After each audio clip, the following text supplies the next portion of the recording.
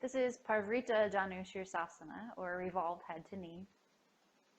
So Charlie has just chosen which knee I'm going to keep bent and which leg I'm going to straighten out. I'm going to keep my left knee bent. I'm going to extend the right leg out to the side, ankle flexed. Scoot the left heel in a little closer to the groin. Rest your right hand on your thigh. Reach your left arm up, palm facing to the right. Wrap the left bicep toward the cheek and then lengthen the spine, breathing in. Exhale, turn to the left toward the bent knee.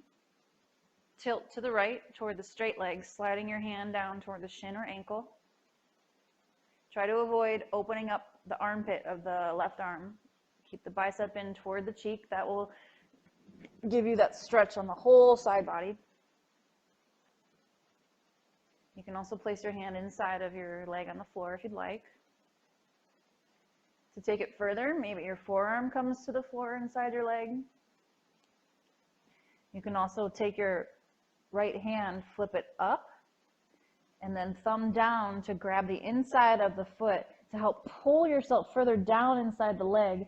And then you can grab the right foot with the left hand. You're holding the outside, the pinky toe side of the foot.